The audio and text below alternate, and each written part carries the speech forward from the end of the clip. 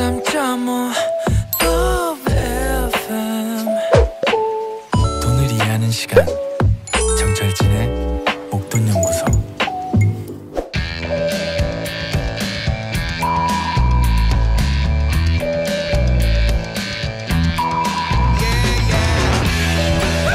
투자를 하고 있지만 불안하신 분들, 또 제대로 잘하고 있는 건지 확신이 없는 분들, 한 주간의 전망을 통해서 성공 투자를 향한 레이더를 만들어 보시죠. GFM 투자연구소 이진우 소장과 함께합니다. 투 레이더.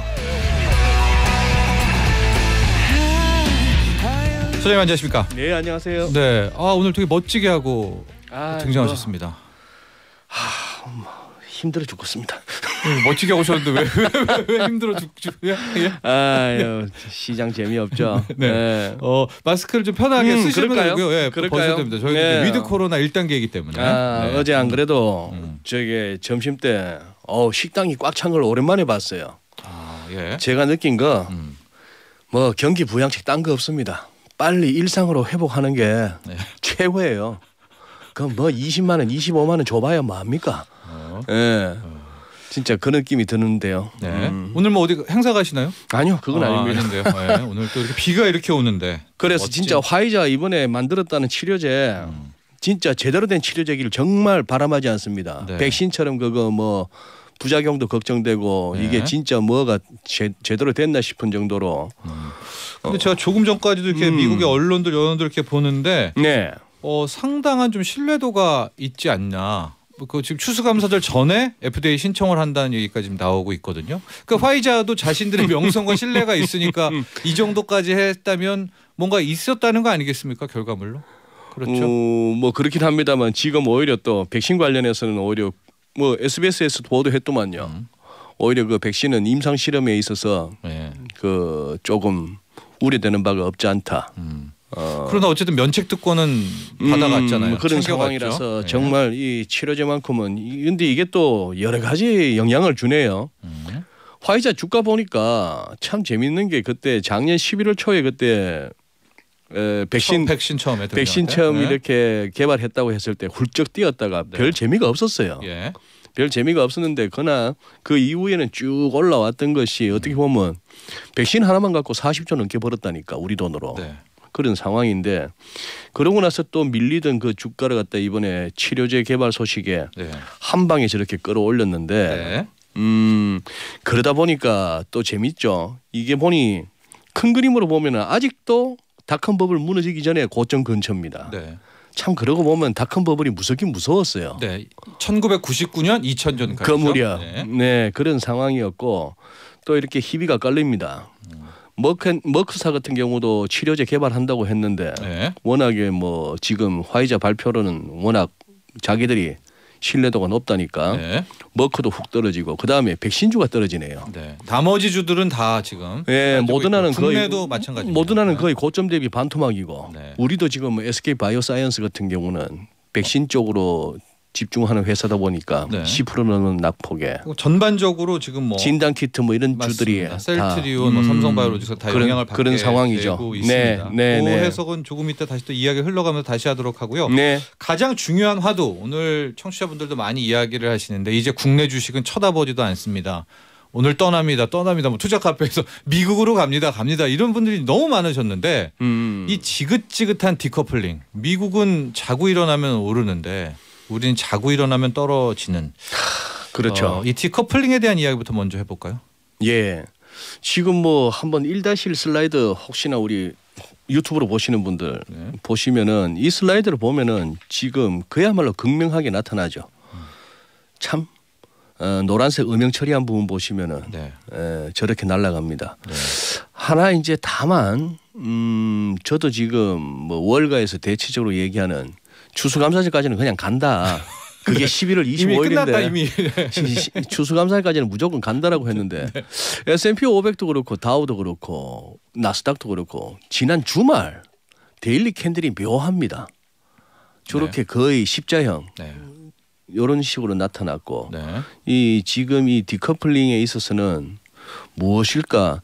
우선 갖다 붙이면 이래요. 첫 번째 우리가 먼저 긴축에 나섰다.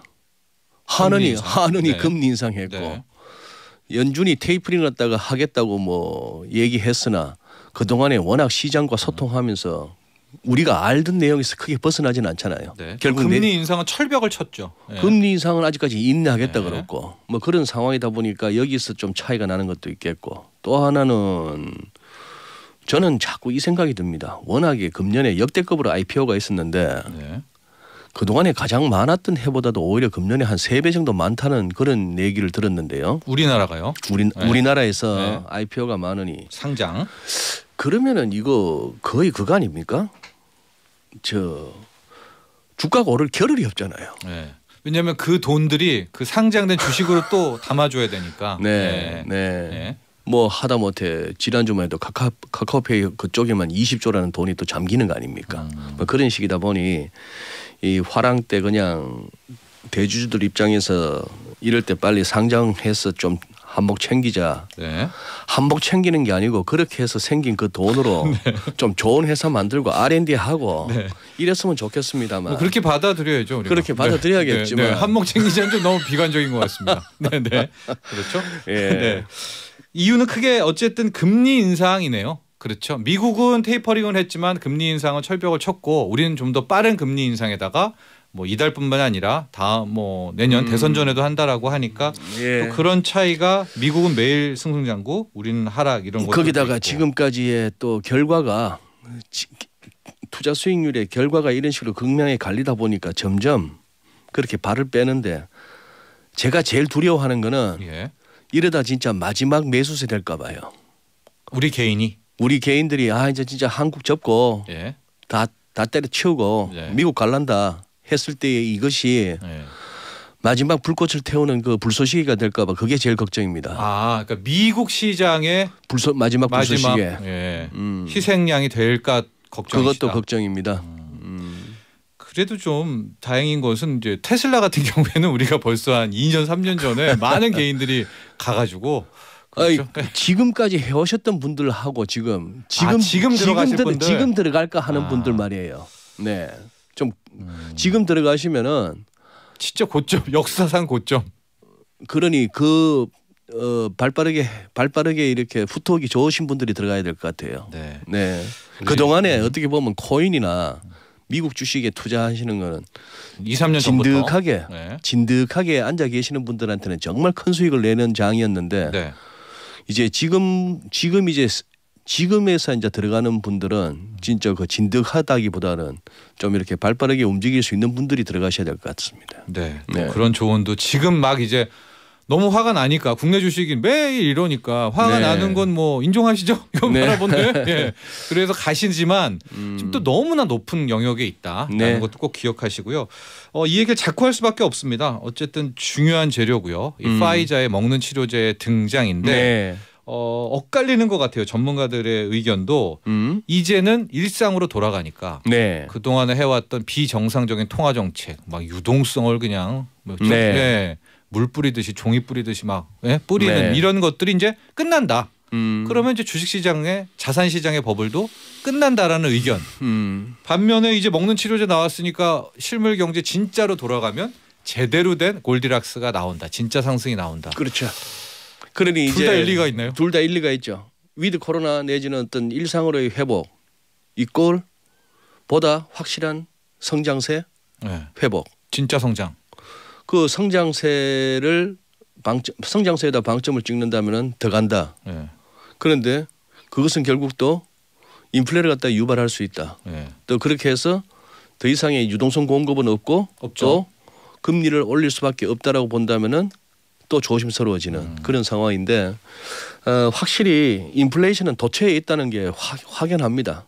뭐 아까 모두에 말씀드렸지만 식당이 꽉 찼다라고도 말씀드렸지만 식당이 꽉 차기 시작하니까 불과 1-2주 전만 해도 10,000원 하던 메뉴가 12,000원 하는 거예요. 뭐 1년 만에 2,000원 올린 건 아니겠지만 그래도 순식간에 20%입니다. 그죠? 그런 식으로 이제 물가라는 게 오르다 보니까 인플레는 도처에 있는 거는 분명한데 글쎄요. CNBC도 이번 주는 미국의 CPI, 뭐 중국 PPI 해서 인플레이션 주간이다 할 정도로 인플레 지표들이 많이 대기하고 있는 주간이긴 합니다만 네. 그럼에도 그냥 갈 거야라고 하는데 글쎄 저 뭐 지금 저는 그렇습니다. 뭐 화이자 같은 경우도 퀄컴이나 엔비디아 같은 경우도 네. 엔비디아도 사실 어떻게 보면 그거잖아요. 이제 오늘부터 소위 말하는 그 GTC GPU 테크놀로지 뭐 컨퍼런스에서 메타버스에서는 온통 그래픽 카드로 도배를 해야 되니까 예. 그렇게 해서 또 컨퍼런스 한 3일 열리기도 하고 거기다가 여기도 AI 내지는 무슨 또 뭡니까 메타버스 네. 이런 식의 기대감. 네. 요즘은 네. 갖다 붙이면 다 됩니다. 네. 메타버스, NFT. 네. 거기다가 플랫폼 네. 뭐 이런 유의 네. AI 뭐 이런 것만 갖다 붙여버리면은 그냥 막 날아가는데 이번 주 제가 드릴 수 있는 메시지는 그거밖에 없습니다. 닷컴 버블이라는 그 과정이 있었기 때문에 아마존닷컴도 있고 구글 같은 회사도 있었지만 네. 그때 2000년 그 무렵에 그 닷컴 버블 때문에 미국에서나 한국에서나 턱없이 올라갔던 것 중에 지금 찾아볼 수 없는 기업들이 얼마나 많습니까? 훨씬 많았죠. 훨씬 많죠. 우리는 네. 세럼 기술, 네. 300만 원 같은 그 세럼 기술 그런 회사가 있었나 싶으신 우리 젊은 세대들도 계실 텐데 네. 마찬가지입니다. 지금도 대세는 NFT, 메타버스, 뭐 AI 이런 식으로 해서 플랫폼만 갖다 붙이면 다 가고 있습니다만 그 중에 옥석을 가리는 날이 결국은 오게 될 것 같습니다. 지금은 그 전에 네. 그런 식의 어떤 스토리만 가미되면은 일단은 다 가는 그런 조금 장이죠. 그렇습니다. 그 세럼 기술 그때 했던 게 인터넷 전화잖아요. 네. 그 기술은 정말 나중에 뭐 스카이프 이런 걸로 인터넷 전화 나오긴 나왔어요. 나왔죠. 네. 그러나 그때 그 세럼 기술은 없습니다. 그런 거란 얘기 아닙니까? 그렇죠. 메타버스는 가긴 나올 텐데 그 회사가 전속할 수 없었던 거는 수익 모델이 네. 따라주지 않았기 때문이거든요. 네. 지금은 어지간한 상황을 갖다가 다 메타버스로 AI로 뭐 이렇게 연결을 시킬 수는 있겠고 플랫폼이라는 컨셉도 갖다 붙이면 붙일 수 있기는 합니다만 네. 이 중에 진짜 수익을 낼 수 있는 비즈니스 모델이 있는 기업들은 나중에 정당화되겠으나 그렇지 않은 주가는 언젠가는 대가를 치러야겠죠. 제가 이준 소장님의 어떤 톤을 들어보면 네. 이제 먹는 치료제, 화이자 치료제가 나올 경우 나스닥의 어떤 기술주 거품 꺼지는 쪽에 약간 좀 생각을 갖고 계시는 듯한 뉘앙스를 봤는데요. 이제 실물이 좀 살아나면은 그거보다 맞나요? 예, 지금 뭐 사실 그 소리에 화이자 소식에 미국에서도 무슨 뭐 크루즈선, 네. 항공주, 여행주 뭐 이런 것들이 많이 으쌰으쌰 했죠. 네. 그런 상황인데 이제 관건은 그겁니다. 지금 그동안에 올라왔던 주가들이 미국에서 기술주 성장주 같은 경우는 그 좋은 스토리를 갖다가 이미 다 선반영했는가에 여부하고 거기에다가 여전히 유행과 인기거든요. 지금은 유행입니다. 네.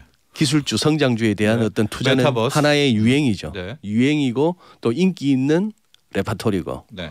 이것이 아직까지 끝나지 않았다면 그쪽으로 이제 돈은 몰리고 뭐 하는 그건데 네. 이 부분 뭐 좀 느긋하게 보자면은 진짜 미국에서 테이퍼링 한다고 해도 조금 덜 들어올 뿐이지 돈은 들어옵니다. 내년 6월까지는. 네.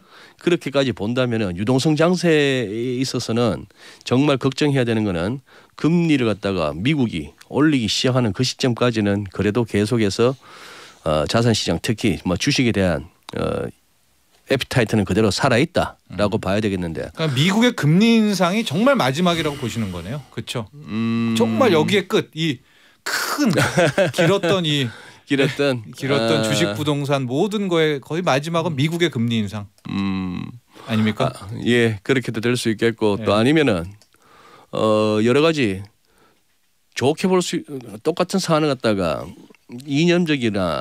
이념적으로나 어떤 정치적 관점에 따라서 좋게 보일 수도 있고 나쁘게 보일 수도 있고 한데 예를 들어서 미국의 이번에 버지니아 주지사 선거 같은 거 뉴저지에서도 아주 진짜 박빙으로 갔던 그런 흐름을 이걸 미국의 위기로 봐야 되느냐 아니면 미국이 아직까지는 희망이 있는 나라라고 볼 것이냐 이거 트럼프의 다시 득세가 공화당의 득세가 공화당 쪽으로 민심이 쏠리는 것이 뭐 이런 것들도 각자 생각하는 그 정치적 관점에 따라서 완전히 판단이 다르겠습니다만 그게 좋을 수도 있고 나쁠 수도 있는 그런 상황입니다만 어떻게 보면은 그렇게 해서 과연 어느 쪽이 지금 현재 말해서 민주당 그리고 바이든 행정부 쪽에서 가고자 하는 방향이 옳은 방향인지 네. 잘못되고 있는 것인지 이런 거에 따라서 조금 시장도 뭐 조율을 한다고 봐야 될까요?